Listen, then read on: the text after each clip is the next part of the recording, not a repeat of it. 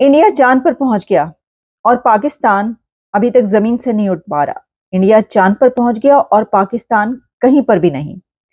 ये कहना है former prime minister Nawaz Sharif साहब का। हाँ, आपको हमने बताया था कि नवाज शरीफ साहब ने इससे पहले भी कुछ बातें की थी जिसमें उन्होंने ये कहा था कि पाकिस्तान की तबाही बर्बादी और जो इस वक्त एक टर्मोइल है उसका जिम्मेदार इंडिया को करार नहीं दिया जा सकता। उसकी रिस्पॉन्सिबिलिटी अमेरिका पर भी नहीं आती, उसकी रिस्पॉन्सिबिलिटी अफगानिस्तान पर भी नहीं आती। हमने खुद अपने पांव पर कुल्हाड़ी मारी है। लेकिन अब नवाज शरीफ ने यह कहा है कि हमारे हमसाया ममालिक, नेबरिंग कंट्रीज, जिसमें उनका इशारा इंडिया की तरफ था, कि इंडिया चांद पर पहुंच गया और हम कहीं भी नहीं। हम जमीन की अथाह गहराइयों से उठ नहीं पा रहे। तो बात तो सच है, मगर बात है रुसवाई की। बात बहुत कड़वी है, मगर बात दिल को लगती है। सिर्फ चांद पर ही नहीं, इंडिया तो सूरज पर भी अपना मिशन भेज चुका, आदित्य। और इसके अलावा जो तरक्की वहां पर हो रही है उसकी तो हम आपको डेली बेसिस पे खबरें पहुंचाते हैं। लेकिन नवाज शरीफ ने ये वाली बात कहां पर कही, आपको उनकी बात की सुनवाई देते हैं। उन्होंने क्या कहा है, वो माइनॉरिटीज से बातचीत करे थे वहां पर। उनकी टिकटों की, पार्टी की टिकटें जो कि इलेक्शन के लिए आजकल दी जा रही हैं, उसमें वो टिकटें तकसीम कर रहे थे, जिसमें कि माइनॉरिटीज के हवाले से भी उन्होंने कहा कि माइनॉरिटीज हमारा एसेट है, हमारा असासा है। और इसके अलावा बहुत सारी बातें की। पहले जरा ये चांद वाली बात की लेते हैं सर, कि चांद पर हमसाया पहुंच गया और हम कहीं पर भी नहीं है, फर्श पर हैं। क्या कहा है उन्होंने, जरा मुलाहिजा कीजिए। हम खुद इसके जिम्मेदार हैं। हमने खुद अपने पांव पे कुल्हाड़ियां मारी, वरना आज ये मुल्क तो न जाने कहां पहुंचा होता। हमारे इर्द गिर्द के ममालिक चांद पे पहुंच गए हैं और अभी हम जमीन से नहीं उठ रहे।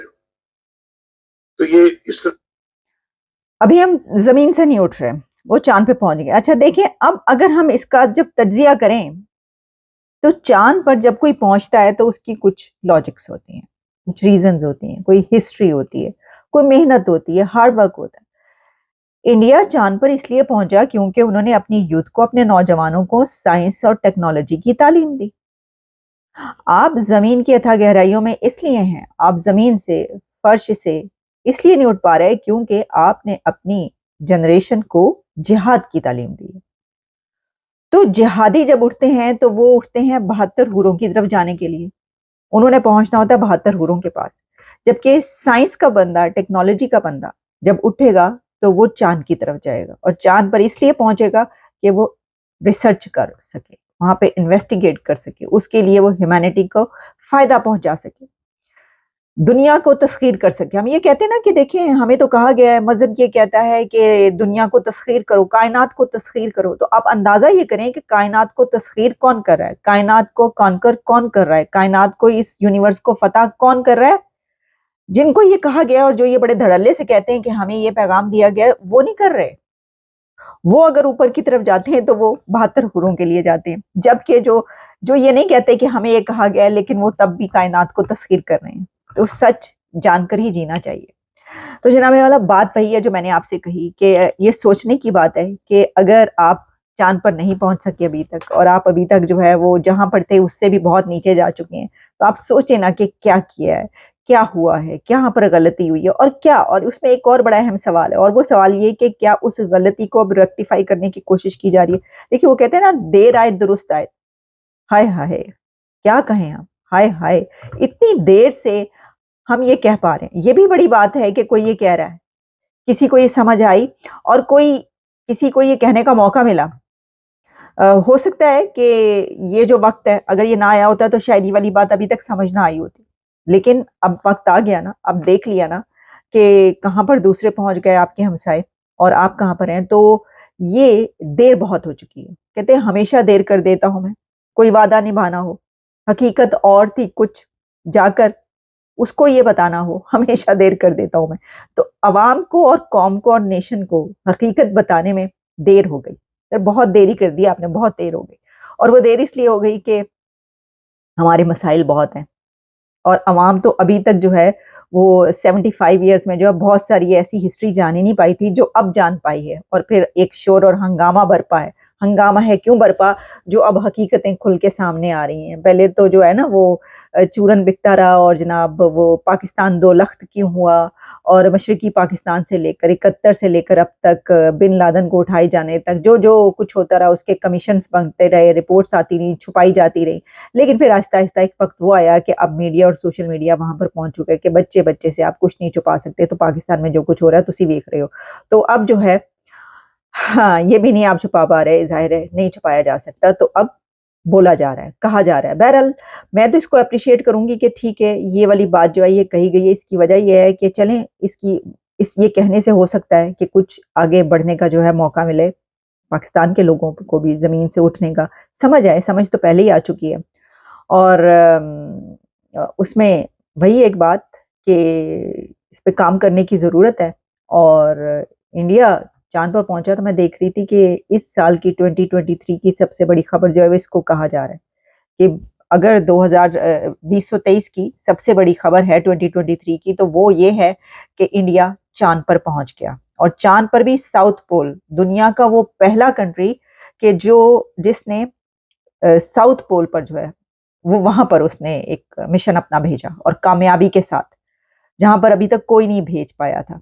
तो ये है तो बहुत बड़ी खबर है। मैं देख रही थी कि फॉरेन पॉलिसी मैगज़ीन में वो माइकल कूगर जो हैं वो बड़ी देर कर दी उन्होंने कहने में, वो तो अब कह रहे हैं हम तो कब से कह रहे हैं, बड़ी बात कर दी आपने। हाँ जी, तानु इसका क्या ज़िक्र करना है, इसकी वजह ये कि ये तो डंका बज रहा है, उस वक़्त से डंका बज रहा है जब से ये खबर सामने आई है, हमने खुद इसका डंका बजाया, आपको बताया कि क्या-क्या कुछ हुआ उस दौरान। तो वो अब जो है वो कहीं पर भी आप कुछ भी छाप दें, लेकिन खैर वो तो कोई, मेरा ख़्याल है ये ज़्यादा बड़ी खबर है कि पाकिस्तान का फॉर्मर प्राइम मिनिस्टर जो है अब ये कह रहा है कि देखें वो कहाँ पहुँच गए और हम कहाँ पर हैं। तो बस इतना ही अभी तक के लिए, और भी कुछ खबरें हैं आपके लिए लेकर आएँगे आपके सामने। और जहाँ पर वो ये भी कहना चाहूँगी कि उन्होंने माइनॉरिटीज़ की बात की, और क्योंकि वो मौजूद थे, अपनी टिकटें तक़सीम कर रहे थे माइनॉरिटीज़ में, और उसमें उन्होंने कहा कि हमारा एसेट्स हैं, कीमती असासा है मुल्क का, जो हमारी माइनॉरिटीज़ हैं, अक़लियतें हैं। और अब उन्होंने कहा कि जो कौमी लीडर होते हैं उनके सामने पूरी कौम होती है, उनके लिए सब बराबर हैं, और जंगों में भी जो अक़लियती बरादरी यानी कि माइनॉरिटीज़ जो हैं, लोगों ने बड़ी कुर्बानियाँ दी हैं। कायद-ए-आज़म के कई साथी जो हैं वो क्रिश्चियन थे, हिंदू बरादरी से थे, हिंदू थे, और उन्होंने पाकिस्तान बनाने में बड़ा किरदार अदा किया। ये सब बातें भी बड़ी देर में हो रही हैं, जो कुछ होता रहा है और फिर हमने जिस जगह पर पहुँचा दिया है, माइनॉरिटीज़ कहाँ पर हैं, वो जो व्हाइट पार्ट है वो कितना रह गया है और कितने फ़ीसद रह गई हैं। और अभी भी बल्कि मैं देख रही थी ट्विटर पे कि क्या-क्या खबरें चलती रहती हैं और चल रही हैं।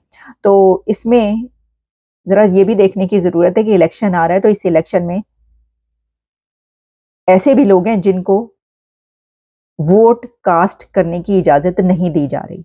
पाकिस्तान के पूर्व प्रधानमंत्री और मुस्लिम लीग नवाज के अध्यक्ष नवाज शरीफ ने एक बार फिर भारत की जमकर तारीफ की है। बुधवार को पार्टी कैडर को संबोधित करते हुए उन्होंने कहा कि भारत चांद पर पहुंच गया, लेकिन पाकिस्तान अभी भी जमीन से ऊपर नहीं उठ पाया है। नवाज शरीफ इस बार के आम चुनाव में हिस्सा ले रहे हैं और वो खैबर पख्तूनख्वा के मनसेहरा क्षेत्र से चुनावी मैदान में उतरेंगे। अपने चुनावी अभियान की तैयारी के दौरान नवाज शरीफ बार बार भारत का जिक्र कर उसकी तारीफ कर रहे हैं। मंगलवार को ही नवाज शरीफ ने कहा था कि पाकिस्तान जिस आर्थिक स्थिति का सामना कर रहा है उसके लिए न तो भारत और न ही अमेरिका जिम्मेदार है। उन्होंने कहा था पाकिस्तान की आज जो हालत है उसके लिए न तो अमेरिका और न ही भारत जिम्मेदार है, बल्कि पाकिस्तान खुद इसका जिम्मेदार है। पाकिस्तान ने खुद ही अपने पैरों पर कुल्हाड़ी मार ली है। इसके बाद बुधवार को शरीफ ने कहा हमारा पड़ोसी देश चांद पर पहुंच गया, लेकिन हम अभी तक जमीन से ऊपर नहीं उठ पाए हैं। इसमें बदलाव की जरूरत है। यह चौथी बार है जब नवाज शरीफ पाकिस्तानी प्रधानमंत्री का चुनाव लड़ रहे हैं। वे 1993, 1999 और 2017 में पाकिस्तान के प्रधानमंत्री रह चुके हैं। हालांकि पाकिस्तान के बाकी सभी प्रधानमंत्रियों की तरह नवाज शरीफ भी कभी अपना 5 सालों का कार्यकाल पूरा नहीं नहीं कर पाए।